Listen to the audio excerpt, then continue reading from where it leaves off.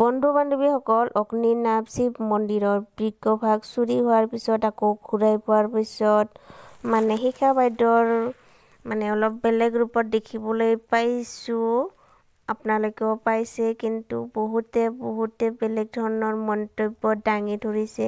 কিছুমানে কৈছে শিখা বাইদেৱে ব্যৱসায় কৰিছে, কিছুমানে কৈছে যাদুকৰী মহিলা হয় আৰু ভাইৰেল হ'বৰ কাৰণে তেনেকে নিজে চুৰি কৰি কেনে এনেকে দেখুৱাই আছে, তেনেকেও কৈছে। আপোনালোকে এই ভিডিঅ'টো শেষলৈকে চাওক। কিছুমান বহুতে বেলেগ ধৰণে মন্তব্য দিছে। সত্য কি আচলতে ভিডিঅ'টো চালে গম পাব, তো আপোনালোকে ভিডিঅ'টো শেষলৈকে চাব।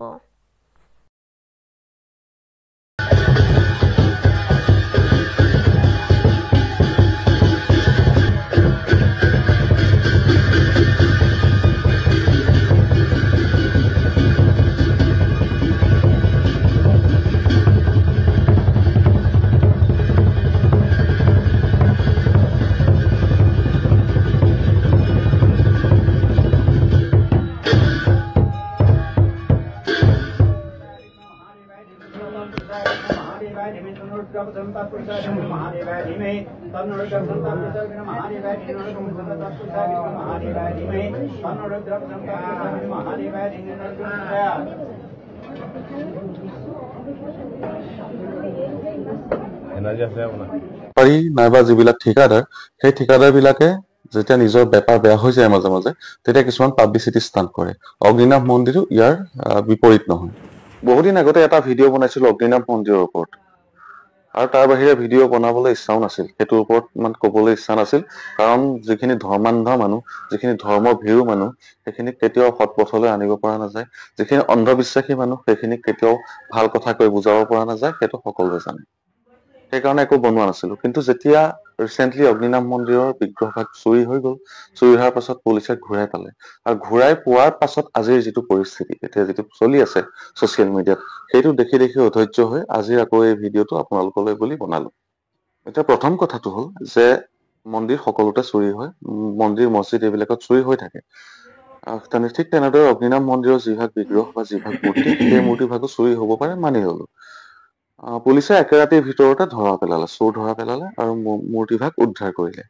আপোনালোকে কেতিয়াবা চুৰি হৈ যোৱা মটৰচাইকেলখন একেৰাতিৰ ভিতৰতে চোৰে সৈতে উদ্ধাৰ কৰা শুনিছে জানো পুলিচে? নাইবা আপোনালোকে যি টাউনৰ মাজতে চিলনী চোৰবোৰে যে থপিয়াই চেইন লৈ যায়, কেতিয়াবা সেই যে বেগ বিলাক লৈ যায়, পুলিচে সেই টাউনৰ ভিতৰতে পিয়াপি দি ফুৰে, ধৰি অনা শুনিছে? তেনেকুৱা চোৰ ধৰা পেলোৱা শুনিছে একে ঘন্টাৰ ভিতৰত বা এটা দিনৰ ভিতৰত? তথাপিতো মানি লৈছো যে CCTVত ধৰা পৰিছে, পুলিচক খবৰ দিছে আৰু পুলিচে উদ্ধাৰ কৰিছে। চোৰ হল তিতাবৰৰ ফালৰ আৰু ৰেল ষ্টেচনত উদ্ধাৰ কৰিছে। সিমানখিনিলৈকে মানি ললো, ঠিক আছে। বিগ্ৰহানী পুনৰ প্ৰতিষ্ঠা কৰিলে। পগলাৰ নিচিনাকৈ শিখা মজিন্দৰ বেজবৰুৱাই তাল বজালে। তেওঁ পূজাৰীয়ে নে যাদুকৰণীয়ে নে কিয়ে নে একো ধৰিবই নোৱাৰি তেওঁৰ চেহেৰা চালে। সাধাৰণতে এজন শিৱ ভক্ত খুব নিৰ্বিকাৰ নিচিনা হয়। শিৱৰ পূজা কৰি আমিও পাইছো, গতিকে জানো এজন শিৱ ভক্ত কেনেকুৱা হয়। এজন শিৱ ভক্ত নিৰ্মোহ আৰু নিৰ্বিকাৰ থাকে। তেওঁৰ নিচিনাকৈ হাততে ইমানমান খাৰু পিন্ধি 50 ডাল মান খাৰু হাতত, গোটেই আঙুলিতকৈ বেছি আঙুঠি, শাখাই সেন্দুৰে তেনেকৈ নাথাকে। গতিকে পূজাই এনে নে যাদুকৰণী শিখা মজিন্দৰ বৰুৱা নাজানো। এটা কথা কওঁ, ভগৱানৰ প্ৰতি ভক্তি থকাটোও ভাল, ভগৱানৰ ভয় কৰাটোও ভাল। কিন্তু যেতিয়া কোনোবাই নিজকে ভাবে যে মই ভগৱান, সেইটো কিন্তু মানসিক ৰূপ। শিখা মজিন্দৰ আপোনালোকে ভিডিঅ' বিলাক চালে গম পাব, তেওঁ প্ৰতিটো কথাতে এটা কথাই বুজাব বিচাৰে যে ভগৱান শিৱ তেওঁৰ গাত লম্ভি আছে, বা ভগৱান শিৱই তেওঁৰ গাত আছে। আমি তেজমঙহৰ এই দেহাটোলৈ সামান্য, আমিতো একোৱেই নহয়, আগতেও কৈছো যে এইটো ধূলিকণা। এই বিশ্ব ব্ৰহ্মাণ্ডখনত আমি এটা ধূলিকণাৰ সমান, আমাৰ যোগ্যতা এটা ধূলিকণাৰ সমান। গতিকে আমাৰ গাত সেই পৰমেশ্বৰে বা সেই ভগৱানে কেতিয়াও ঠিক নিদিয়ে। এইবিলাক হৈছে মানসিক ৰোগ। এইবোৰ হয়তো নিজে কৰো বুলি ব্যৱসায় কৰিবৰ কাৰণে নিজে কৰা অভিনয়, নহলে এইটো মানসিক ৰোগ। মানসিক ৰোগ মানে এনেকুৱা, কেতিয়াবা আপোনালোকে ভাওনা নাইবা কিবা তেনেকুৱা ধৰণৰ কিবা থিয়েটাৰ পাতিলে, ভাওনা পাতিলে, নাইবা কেতিয়াবা কিছুমান নাটক কৰিলে, তাত কিছুমান চৰিত্ৰত যে অভিনয় কৰে মানুহ দেখিছে, সেইবিলাক সেই চৰিত্ৰটোতে সোমাই গুচি যায়। এই যে ভাওনাত কেতিয়াবা কৃষ্ণ লম্ভা বা কিবা বেলেগ কিবা লম্ভা, তেনেকুৱা ভগৱান লম্ভা যে লম্ভি থাকে মাজে মাজে, সেই তেনেকুৱা ধৰণৰ। সেইবিলাক হৈছে মানসিক ৰোগ। সেই চৰিত্ৰটোত ইমানেই বেছিকৈ সোমাই পৰে, দিনে ৰাতি ইমানেই বেছিকৈ ভাবিবলৈ লয় যে সেই গোটেই বস্তুটো আহি গাত লম্ভাৰ নিচিনা নিজে ভাবি থাকে মানে, আৰু সেইটো মানসিক ৰোগ।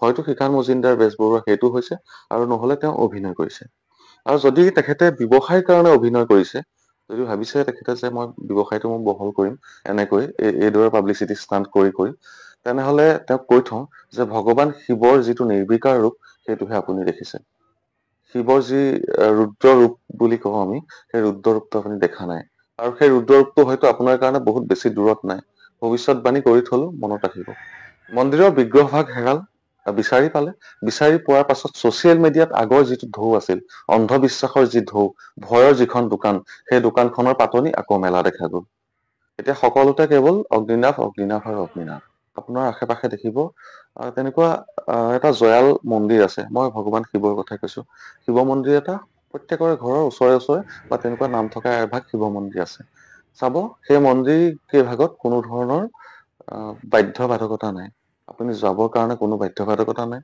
আপুনি তাত বেলপাত লৈ গৈছে গাখীৰ ঢালিছে শিৱৰ লিংগত লিংগ অবিহনে শিৱৰ যি আৰাধনা সেই আৰাধনা হল অপূৰ্ণ সেইটো সকলোৱে জানে যি শিৱৰ বিষয়ে অলপ হলেও জানে তেওঁলোকে জানে বেলপাত আপোনালোকে দিয়ে আপোনালোকে শিৱৰ লিংগত গাখীৰ ঢালে সেই কামখিনি কৰি আপোনালোকে যিটো প্ৰশান্তি পায় বা যিটো মনত শান্তি পায় সেই শান্তিটো আপোনালোকে 500 এটকা বৰঙণি যিটো ধাৰ্য কৰি দিয়া হয় সেই বৰঙণিটো দি কিন্তু নাপায় এটা ৰাজহুৱা মন্দিৰ আৰু কোনোবাই খুলি লোৱা এটা ব্যক্তিগত মন্দিৰৰ মাজত বহুত পাৰ্থক্য থাকে এটা ৰাজহুৱা মন্দিৰৰ বহুতো লোক মানে জড়িত হৈ থাকে তেওঁলোকে নিজৰ কাম নিজে কৰি যায় আৰু তাৰ যিখিনি মন্দিৰৰ বৰঙণিৰ টকা সেই টকাখিনি কিছুমান ভাল কামত খাটে কিন্তু ব্যক্তিগতভাৱে এজন মানুহে যেতিয়া এটা মন্দিৰ খুলি ব্যৱসায় কৰে সেই ব্যৱসায়ৰ পইচাটো যেতিয়া বহুত এটা হিউজ মানে বহুত ডাঙৰ এমাউন্ট হয় সেইটো সেই এমাউন্টটো যদি আপুনি ইনকাম কৰে আপুনি যিকোনো কাম কৰি হয় নে নহয় চাব উইদাউট টেক্স ফাইল আৰু উইদাউট জিএছটি আপোনালোকে জিএছটি ফাইল নথকাকৈ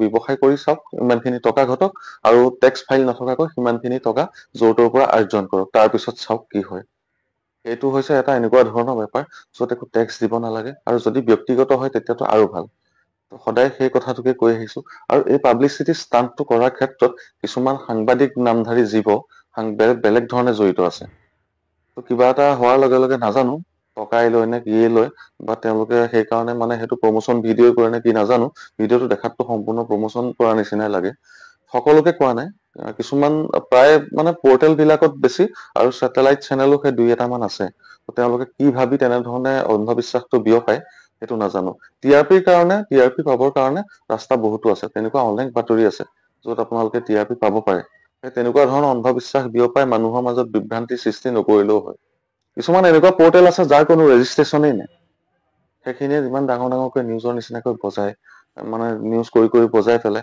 তো মানুহৰ মাজত সেইবিলাক সোনকালে চকু পৰে সোনকালে মানুহৰ মাজত ভাইৰেল হৈ গুচি যায় তো সেইখিনি দেখুৱাই পেলাই মানুহৰ মাজত বিভ্ৰান্তি সৃষ্টি কৰি আছে এই মন্দিৰ ভাগৰ ক্ষেত্ৰত এটা কথা ভালকৈ দেখা গৈছে যে পুৰুষ বিলাকৰ বিপৰীতে যিসকল মহিলা সেই মহিলাসকলে সোনকালে আকৃষ্ট হয় আকৃষ্ট হোৱাৰ অন্য একো কাৰণ নাই মহিলাসকলে ভক্তিতকৈ ভয়টো বেছি কৰে প্ৰথম কথা আৰু কোনো ধৰণৰ মানে লজিক ৰাখি পেলাই বা কোনো ধৰণৰ যুক্তিবাদী কথাৰে বা যুক্তিবাদী চিন্তাধাৰাৰে ভাবি নেচাই পেলাই মনটো তেওঁলোকৰ বহুত সেনচিটিভ হয় পতককে কোনোবাই কিবা এটা কৈ দিলে মনটো ভাল মানে তেনেকুৱা সেই প্ৰতি ভক্তিত মূৰ দূৰ খাই গ'ল আৰু সেই তালৈ ঢাপলি মেলিলে তেওঁলোকে সেই আন 10 গৰাকীক কলে সেই তেনেকৈ অন্ধবিশ্বাসটো বাঢ়ি গৈ আছে বিশ্বাস কৰাত কোনো আপত্তি নাই কোনোবা কৰবালৈ গৈছে মন্দিৰত চাকি জ্বলাইছে ধূপ জ্বলাইছে কোনো আপত্তি নাই কিন্তু সেই যিবিলাক মানে এনেকৈ যিবিলাক আনৰ মাজত সোমোৱাই দিবলৈ বিচৰা যিটো বিষবাষ্প সেই বিষবাষ্পটো সমাজত কেতিয়াবা আকৌ মানে দুদিনমান পিছত দিগদাৰ কৰিবগৈ